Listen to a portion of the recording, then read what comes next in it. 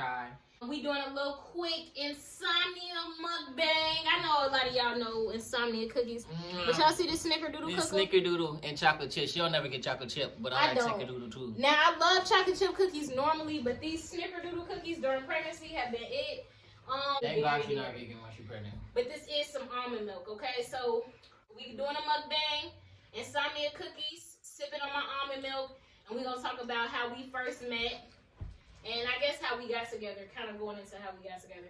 So I'm going to let him go first. I'm going to let him say his side of the story first. I expected that. Of how this happened. How we get here, baby? We got here because a good friend of mine, Del Marie, invited me out one night to a club called Lola's in the South Loop of Chicago for salsa night. Mind you, I've never been a clubber. Even in my partying days from 18 to 21, didn't really do clubs like that, but I was just really in the space where I need to go out and hang out with some friends. So I went out to the salsa night, was having a good time, was with a group of friends, shout out Lyle Huey and Moon, and yeah, like we was all chilling and Omo came through the door and I was just like, oh dang, she cute. I hope she coming to hang out with us and not no other group in here. We was like the only black people for real in there, like black. And you know, she came their way and I was like, ooh, okay. And mind you, y'all don't know me, but I'm actually a very shy person. Even this YouTube video for me is actually you know, I'm shy when it comes to my personal life. But anyway. Hence the name Shy. But she, you know, she was cute. I was peeping or whatever. And so, you know, we was dancing and stuff. I wasn't dancing with her. We was all dancing though. And then she caught me looking at her. Oh, you know when somebody catch you looking and you just like, oh shit, no. And then there was this part where the DJ started playing Chicago footworking music. And I know I skipped over some stuff. I was about to say he going all out of chronological order, but I'll clear it up on my shit. You know, no. Anyway. I started doing the footworking thing. I was footworking and I was killing it, and the whole club was like in a circle around me, like, oh, that dude killing it. And I was do. And she's like, oh my God, she's so cute. And I was like, oh, then I saw her, she was smiling. She's looking all like, ooh, that boy, he know how to footwork. And I was like, yeah. That's where I knew that I had leverage enough to get a dance, but I still wasn't the one to ask for the dance. Fine, because I know she's going to say that. So tell the story how it needs to be told then. So what happened next? So at some point we all sat back at the table, I think. Okay. Yeah, we did sat back at the table. And, you know, we had a little bit of small talk, like, hey, what's your name? I'm like, I'm Tulani. And she was like, oh, I'm Omo, but people just call me Omo. Within the first few seconds of us talking, I knew she told me, oh, yeah, we was talking about you asked me the meaning of my name. And I told you, then you told me about the meaning of your name and Kamaria's name. And I was like, oh, yeah, that's dope. That's cool. She could see that I wanted to dance, but I was scared to ask. And she was like, you want to just go dance? I'm just like, yeah, let's go dance. And she started trying to step and stuff, and I'm not a stepper. It's a specific Chicago step for those who from Chicago and for those who not. I was trying to do a Chicago step with him. He wasn't that great with his coordination. No, I could footwork, but I couldn't step. We was dancing and stuff like that. We was vibing and had a good time, you know. And then at the end of the night, I didn't ask for her number, but I got her Instagram, and I DM'd her, and the rest is history. Let me tell y'all my story. This is what happened. So Dale, our friend Dale, shout out to Dale, because, I mean, we literally would not be here if it wasn't like literally, for her. Literally. Like, yeah. Or maybe we wouldn't have got here as soon as we did. How about that? We might have interacted with each other at some point, but honestly, too, a pandemic happened literally a month later. Like, so literally. We probably wouldn't be here. But I literally had just moved to Chicago or moved back to Chicago maybe like 4 months prior to, and I hadn't been in any artistic spaces. Then I met Del Marie at this particular artistic writing workshop, and I was explaining to her how I hadn't yet met any artistic friends, or I haven't gained my village yet. She was like, oh, well, me and my friends, we supposed to be going out next weekend. If you want to come, we going dancing, and all of them are artists. You should come. I was dating somebody else, and I ended up breaking up with them literally about 5 days before I went out with Dale and her friends. So, before I even came in, I was walking past the window. I saw him, and we kind of made eye contact, but it wasn't like in a way of, ooh, well, at least not Nah, for me. I was like, for me, I just saw him, and we resonated with each other. Anybody who knows Chai knows that usually if he's coming out to some event, he has on like African gear, some type of African clothing he's wearing. He had on like just his regular clothes, which is like an African shirt. He had on his fucking fedora hat. Everybody who know him he wear this damn fedora. To piggyback on what he said about it, I assumed that he would be a part of the clique that I was meeting when I came in as well. So I came inside, and again, I just felt like he looked real young. I wasn't thinking nothing of it. And I was like, oh, look at this cute little boy with his little dashiki on and shit, you know? We did the whole cipher, the dance cipher, and he got in the middle, and he started footworking. I will say that was a prominent moment because at that point, it was like he loosened up and he showed me something that I didn't see in him prior. I suck at footworking. So I was really impressed. I was highly impressed. And on top of that, he had on all this African gear on top of having on like these dress shoes that I'd never seen anybody footwork in. And I was like, damn, he out there getting with the dress shoes on. So I'm sure I must have told him afterwards, like, I saw you out there getting or whatever I must have said. Before she even said anything, I saw the way she looked at me.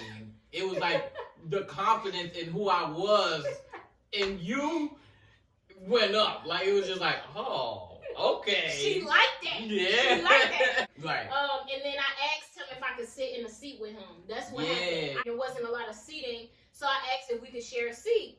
And after I asked that, everything happened as he said. You know, we started talking about ourselves as artists, like introducing that side of ourselves. We looked at each other's Instagrams. Yeah. I think that was the point that we actually exchanged Instagrams.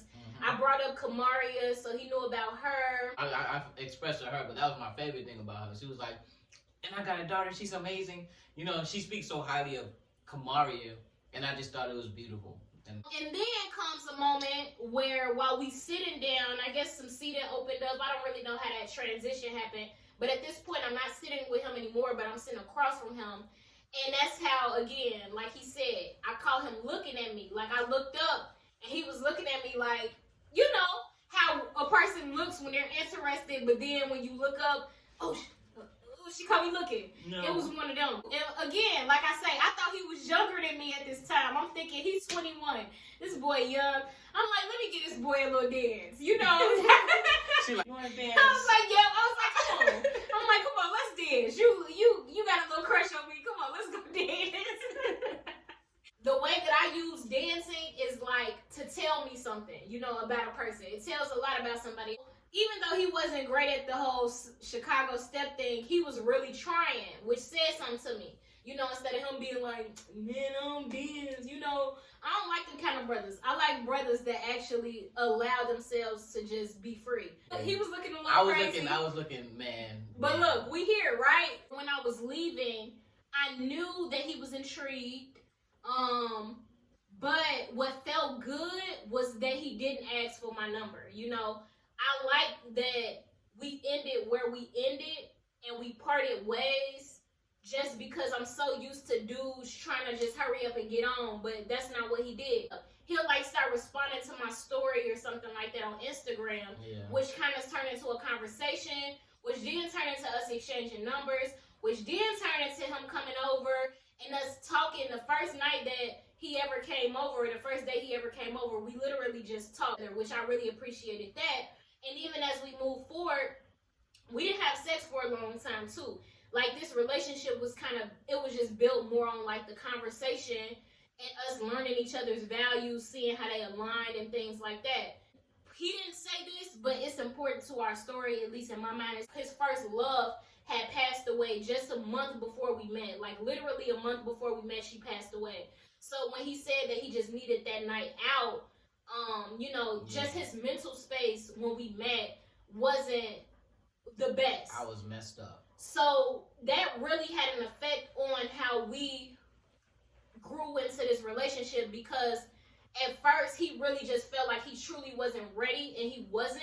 Emotionally, he just didn't have a capacity to engage with me fully how he would have if he wasn't going through that hurt and that healing that he was going through. I wasn't trying to push him too much or trying to pressure this relationship on him, but I really was being there in the best way that I could for him and showing him that I supported him. I wanted him to know that I hear him and that I felt him. He kept trying to kind of push me away, like, hey, you know, you could go do your thing. I was like, look, you deserve better, basically. Like, right. At that time, I just didn't feel like I could do the things that a boyfriend is supposed to do or a partner is supposed to do for their significant other. I just didn't feel like I had the capacity, and I didn't want to waste her time. Yeah. And one thing that he would say often back then was just that, you know, you're seeing me at like my lowest point, and I'm usually stronger than this. Like, for me to see him as vulnerable as he was in that space when we first met, I kept trying to affirm him that this is pretty much as strong as that I could see somebody be, is them being able to make it through these hard times. This relationship took so much fucking longer than what the fuck I would have liked it to take, as far as how it evolved. But at the end of the day, it was worth it. I wanted to give him space to have what he needed, you know, or do what he needed to do for himself, and I didn't want to pressure him too much. So basically what I ended up doing at some point was telling him, hey, you know, take the time that you need away to do whatever you need to do and to think about whatever you need to think about for yourself. Since you unsure about this, take your time and just hit me up when you ready. Like, when you're actually ready, hit me up. I left it open, and I prayed that, you know, he would come back if that's what was meant to be. But at the end of the day, I put it in his hands on coming back when he was actually ready. And I remember this one time he ended up FaceTiming me, which was like the next day after I said what I said. Yeah, it was. And he was just trying to act all regular, like, hey, what's up?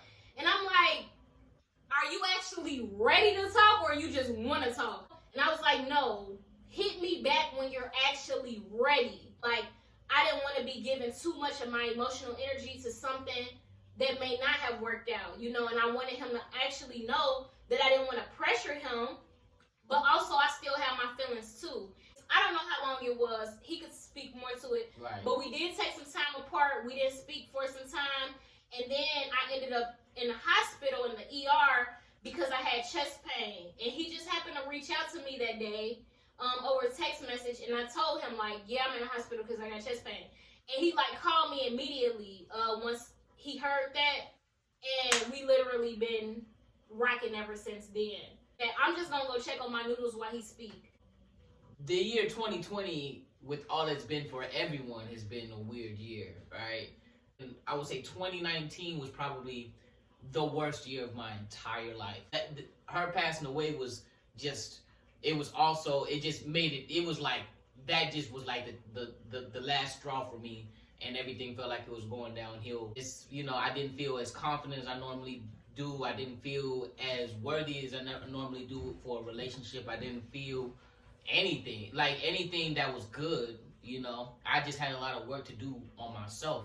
She was so patient, you know, and I was just so shocked by her patience. Like, it was just like, you still want to talk to me?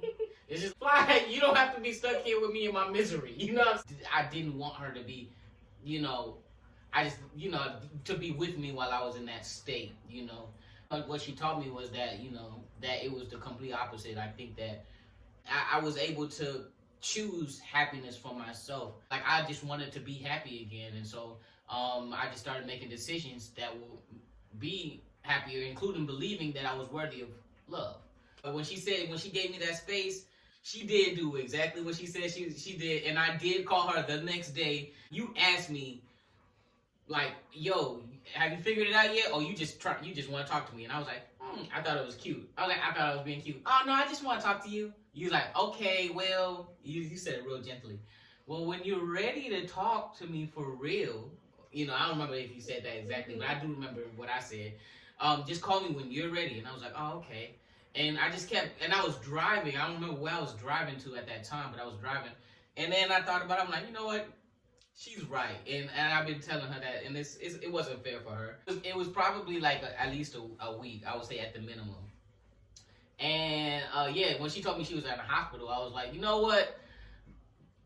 Nah, G. Something is building here. And it was undeniable. Not that it took you being in the hospital for me to be like, oh, I know whatever. But it was just, it had been some time. And then next thing I know, you in a hospital. Oh, come on, G. I can't. Let's go. Where you at? What you need? Yeah. It was actually shocking to me, my response to his emotional unavailability at that particular time.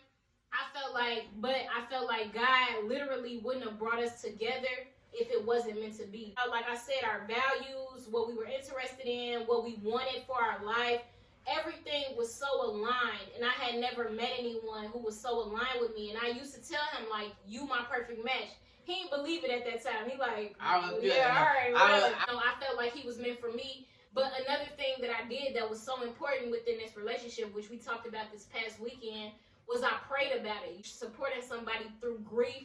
I didn't know how long that was going to last. I didn't know how long he was going to be in that space. I didn't know if he was ever going to come out that space. I didn't know how he was going to feel about me once he came out that space. It was so many different things. I didn't want to be a crutch to him. It was so many different things going on in my mind that I really just had to pray many times about this. And I prayed that God showed me if this was meant for me, which God did through my dreams. But I also said, if it's not meant for me, God, let it fly away, you know, let it go, you know, and may we part ways easily, you know. But that's just not what happened. But I feel like it was the perfect setup for everything else that we had to experience, because this entire relationship has been nothing but vulnerability. When we first came into this shit, we came, and this is just what you got, you know. Come as you are. We have not forced each other to be anything but exactly what we are in that moment and feel exactly what we feel in that moment. It hasn't been that pressure to be perfect, you know. It's just been a lot of growth. It was a moment that he actually called me and said, you know, I just woke up today and I decided that I'm going to choose happiness. You know, I'm deciding that I'm not going to let life happen to me. I'm going to happen to it. And those were his words, and it stuck with me because it was real powerful. It's something that I use or that I remind myself of now, you know, that I be experiencing things that I experienced. But it really was that day where he decided that happiness was what he was going to have, and that he deserved happiness, that he deserved love, and that he was going to happen to life, and life wasn't going to happen to him. Ever since he told me that that's what he decided, that's exactly how we've been moving. Is there anything you wanted to add to that before we close out, babe? I feel like that's enough for them for right now in one video. Looking forward to sharing more. There's a lot more to share. Definitely. And if y'all have any questions, y'all want us to do any videos on anything particular, from hearing what we had to say here, or just anything randomly, feel free to drop that in the comment box below. If you feel this video is worth sharing, go ahead and share it. If you like it, go ahead and like it. If you feel like you want to subscribe to this channel, or this channel might be something that benefits you and your family or whoever, go ahead and subscribe. We just appreciate y'all listening. Appreciate y'all watching. We love y'all. Peace. Peace.